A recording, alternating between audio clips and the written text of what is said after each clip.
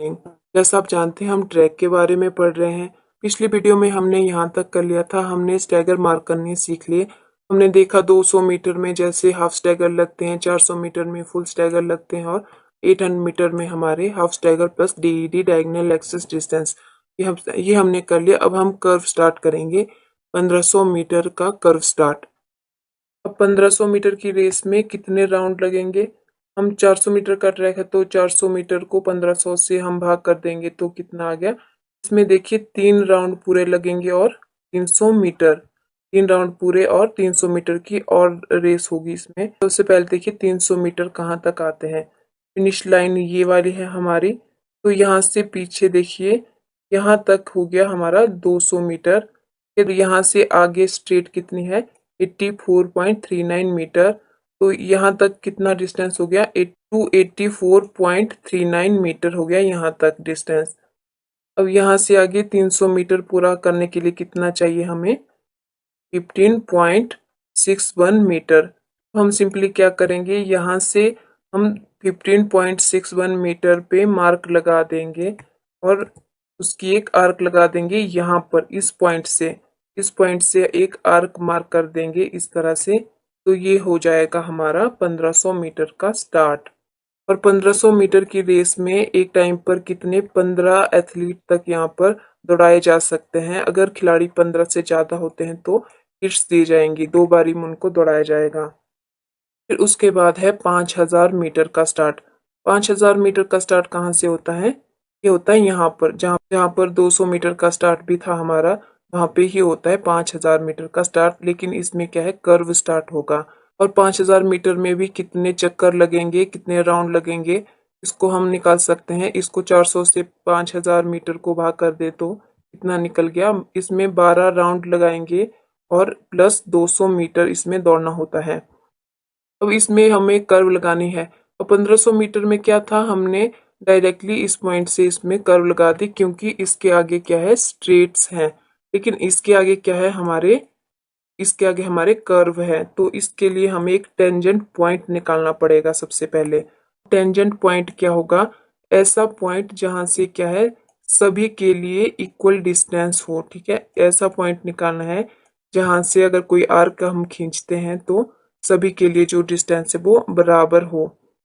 Tangent point निकालने का formula है हमारे पास, total distance of curve upon 8। तो कर्व का कितना टोटल डिस्टेंस है? 2 कर्व है हमारे ट्रैक में, तो ये निकला था 231.22। इसमें 8 को हम डिवाइड कर देंगे, ये निकल गया 28.90 मीटर। इसको मार्क करने का भी तरीका वही है सेम, कि हम पहली लेन के अंदर देखिए 30-30 मीटर का डिस्टेंस छोड़कर किले लगाते चलेंगे और कहाँ तक लगाएंगे? ये लगाएंगे 28.90 मीटर तक। और जहाँ पे 28.90 मीटर आ गया तो वहाँ एक मार्क लगा देंगे, तो ये हमारा टेंजेंट पॉइंट आ गया। और फिर यहाँ से रस्सी बिछा के एक हम आर्क लगा देंगे इस तरह से। तो ये वाला हो गया हमारा 5000 मीटर का कर्व स्टार्ट।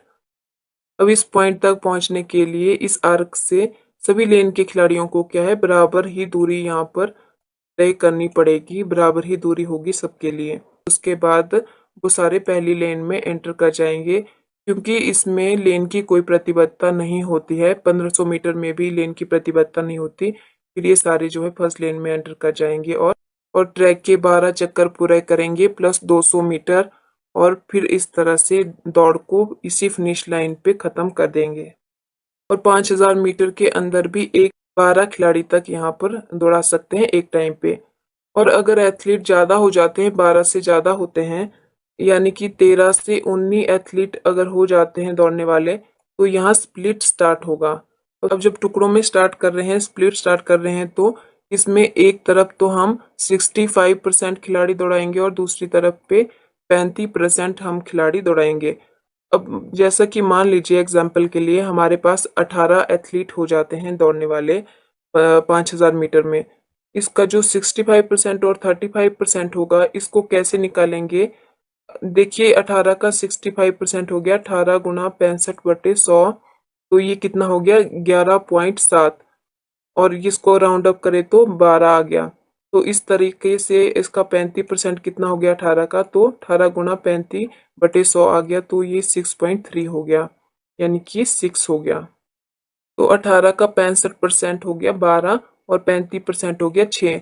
यानी कि जो 12 खिलाड़ी होंगे, 65% खिलाड़ी होंगे, वो इस आर्क के पीछे यहाँ पर दौड़ाए जाएंगे। और जो 35% है उन्हें कहाँ दौड़ाएंगे? अब उनको क्या बोला जाएगा? जो यहाँ पर पांचवी लेन है, उनको पांचवी लेन में बोला जाएगा कि वो एक कर्व जो है वो अपनी लेन में, पांचवी लेन में दौड़ते हुए जाएंगे। अब क्योंकि उन्हें पांचवी लेन में दौड़ते हुए जाना है, अपनी ही लेन में दौड़ते हुए जाना है, और फिर यहाँ पर आके उन्हें अंदर एंटर कर जाना है। तो उसके लिए हमें पहले हाफ स्टैगर चाहिए, क्योंकि हाफ कर्व वो अपनी ही लेन में दौड़ रहे हैं।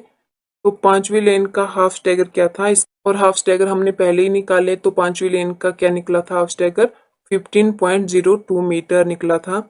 अब उसके बाद हमें डायगोनल डिस्टेंस भी चाहिए होगा। इसमें हम डायगोनल डिस्टेंस को भी जोड़ेंगे, क्योंकि खिलाड़ी जो है पांचवी लेन में, अपनी ही लेन में ये दौड़ते हुए आएंगे इस तरह से। और यहाँ पर होता है एक ब्रेक पॉइंट, ये एक ग्रीन कलर का एक ब्रेक पॉइंट यहाँ पर लगा होगा, जो कि 5000 मीटर के लिए ही होता है सिर्फ। और फिर इस ब्रेक पॉइंट से वो सारे खिलाड़ी जो पांचवी लेन में, अपनी ही लेन में दौड़ते हुए आ रहे थे, वो क्या करेंगे? फर्स्ट लेन में एंटर कर जाएंगे। इस तरह से सारे पांचवी लेन का जो डी निकला था हमारा, हमने पहले ही निकाल दिया है डी, वो निकला था 0.13 मीटर। इस तरह से पांचवी लेन का हाफ स्टैगर और पांचवी लेन का डायगोनल डिस्टेंस को हम यहाँ पर प्लस कर देंगे, तो आ गया 15.15 मीटर। तो अब हम क्या करेंगे? यहाँ पांचवी लेन में क्या करेंगे? 20-20 सेंटीमीटर का डिस्टेंस छोड़ते हुए निशान लगाएंगे। कहाँ तक? 15.15 मीटर तक। और इस 15.15 मीटर से एक टेंजेंट पॉइंट लेंगे। टेंजेंट पॉइंट हमने निकाल दिया था 28.90 मीटर। यानी यहाँ से 28.90 मीटर के डिस्टेंस पर एक पॉइंट लगाया जाएगा, वो है हमारा टेंजेंट पॉइंट। और फिर यहाँ से, इस टेंजेंट पॉइंट से हम रस्सी बिछा के एक आर्क खींच देंगे। तो यहाँ पर खड़े होंगे वो 35% खिलाड़ी। और इस तरह से यहाँ तक पहुँचने के लिए सबको इक्वल डिस्टेंस करना पड़ेगा, ठीक है। और वो फिर इस लाइन में एंटर कर जाएंगे। जिस तरीके से यहाँ तक पहुँचने के लिए सबको इक्वल डिस्टेंस तय करना पड़ा था, और फिर वो इस लाइन में एंटर कर गए थे। इस तरह से ये वाले खिलाड़ी तो दौड़ती हुई इस तरह से जा रहे हैं, और ये वाले खिलाड़ी पांचवी लेन में दौड़ते हुए जाएंगे अपनी ही लेन में, और फिर यहाँ पे जाके एंटर करेंगे फर्स्ट लेन के अंदर। इस तरह से स्प्लिट स्टार्ट होगा अगर यहाँ 13 से 19 तक के खिलाड़ी होते हैं। और लेकिन अगर खिलाड़ी 19 से ज़्यादा होते हैं तब यहाँ हिट्स दी जाएंगी, 2 राउंड में उन्हें खिलवाया जाएगा। फिर है 10,000 मीटर का स्टार्ट। 10,000 मीटर की रेस में कितने चक्कर लगेंगे? पूरे 25 राउंड लगेंगे इसमें। और इसका स्टार्ट होता है यहाँ पर, ठीक है। यहाँ पर इसका स्टार्ट होगा इस लाइन से, और फिर पूरे 25 चक्कर लगाए जाएंगे। इसमें भी सेम है, 5000 मीटर की तरह ही इसमें एक टेंजेंट पॉइंट निकाला जाएगा। टेंजेंट पॉइंट हमारे पास है ये 28.90 मीटर, और उससे एक आर्क लगाई जाएगी। इसमें भी क्या है, 12 एथलीट इस आर्क के पीछे एक बार में दौड़ाए जा सकते हैं। और 12 से ज़्यादा एथलीट है तो यहाँ पर भी स्प्लिट स्टार्ट होगा, उसका एक टेंजेंट पॉइंट निकाला जाता है। सेम बिल्कुल जैसे 5000 मीटर में था, बिल्कुल वैसे ही किया जाएगा। लेकिन इसमें स्प्लिट स्टार्ट होता है 13 से 27 एथलीट अगर होते हैं तब, और अगर 27 से ज़्यादा होते हैं तब यहाँ पर हिट्स होती थी। बाकी इसमें आर्क लगाने का तरीका सेम ही होता है 5000 मीटर की तरह ही। ये इसका ब्रेक लाइन होता है यहाँ पे फिर वो स्प्लिट स्टार्ट अगर होता है तो पांचवी लेन वाला खिलाड़ी यहाँ से दौड़ते हुए अंदर आएगा। फिर है steeple chase race. Steeple chase races के अंदर 2000 मीटर की और 3000 मीटर की स्टीपल चेज रेस होती है। स्टीपल चेज के अंदर हर्डल्स होते हैं और वाटर जंप होते हैं। जैसे 3000 मीटर के अंदर 28 हर्डल होंगी और 7 वाटर जंप होते हैं, और 2000 मीटर के अंदर 18 हर्डल और 5 वाटर जंप होते हैं। इनके बारे में हम बाद में पढ़ेंगे, जब मैं अलग से स्टीपल चेज पे वीडियो बनाऊंगी, उसमें हम ये सारी चीज़ें करेंगे, इसकी मेजरमेंट करेंगे। लेकिन अभी हम इसमें कर रहे हैं कि स्टीपल चेज रेसेस का ट्रैक कैसे मार्क किया जाए। इसमें जो वाटर जंप बनते हैं उनको कहाँ पर बनाया जाता है? अब ट्रैक के ऊपर तो नहीं बनाया जाएगा, या तो ट्रैक के अंदर इसको बनाया जाता है या तो ट्रैक के बाहर इसको बनाया जाता है। अब ट्रैक के अंदर की तरफ को वाटर पिट बनाने के लिए क्या करेंगे, यहाँ से आगे 5 मीटर पर एक निशान लगा देंगे, और यहाँ से इस पॉइंट से एक कर्व मार्क कर लेंगे इस तरह से। यहाँ पर इसके अंदर बनाए जाएंगे वाटर पिट। और अगर वाटर पिट इस ट्रैक के बाहर मार्क करनी है तो हम क्या करेंगे, इस पॉइंट से 10 मीटर आगे एक निशान लगा देंगे और फिर इस पॉइंट से हम 8वीं लेन के बाहर एक कर्व मार्क कर लेंगे इस तरह से। तो यहाँ पर फिर इसके अंदर बनाई जाएगी वाटर पिट। अब हमने स्टार्ट मार्क करना है। स्टीपल चेज का स्टार्ट कहाँ होता है, 3000 मीटर के लिए देखेंगे सबसे पहले। और अगर हम वाटर पिट अंदर की तरफ को मार्क कर रहे हैं तो टीपल ट्रैक जो है कम हो जाएगा। देखिए किस तरह से कि हमने यहाँ पर 5 मीटर आगे जाके निशान लगाए तो हमारे पास स्ट्रेट जो है कम हो जाएगी। पहले हमारे पास स्ट्रेट थी 84.39 मीटर। अब हम 5 मीटर को इसमें लेस कर देंगे तो कितना आ जाएगा, 79.39 मीटर। तो ये हमारे पास स्ट्रेट है। तो टोटल ट्रैक हमारे पास निकल जाएगा, क्योंकि हम जानते हैं टोटल ट्रैक में होते हैं 2 स्ट्रेट। तो इसको 2 से मल्टीप्लाई कर लेंगे, प्लस इसमें 2 कर्व होते हैं जिसका डिस्टेंस हमने पहली वीडियो में ही निकालना सीख लिया था। तो इन दोनों को मल्टीप्लाई करके कितना आ गया, 158.79 प्लस 2 कर्व की वैल्यू है 231.22 मीटर। तो टोटल ट्रैक कितना आ गया, 390 मीटर का टोटल ट्रैक आ गया। इस तरह से अगर हम वाटर पिट को बाहर मार्क करते हैं तो हमारे पास टोटल ट्रैक हो जाएगा 410 मीटर का।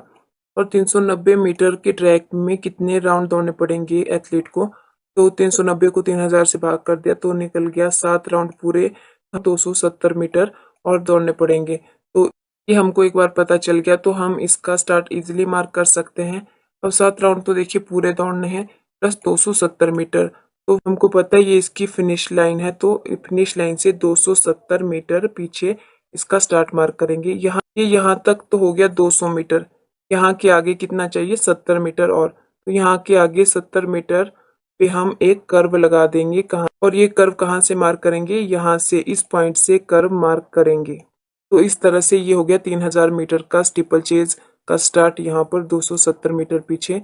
इस तरह से यहाँ से खिलाड़ी दौड़ेंगे। जो पहला आधा राउंड है, जो 270 मीटर पहले दौड़ेंगे, यहाँ पर वाटरमार्क और हर्डल यूज नहीं होंगे। इसके बाद हर्डल लगाए जाएंगे। जो हर्डल होंगे वो कितनी दूरी पर लगाए जाएंगे, तो हम 390 को 5 से डिवाइड कर देंगे तो 78 मीटर की डिस्टेंस पे लगेंगे।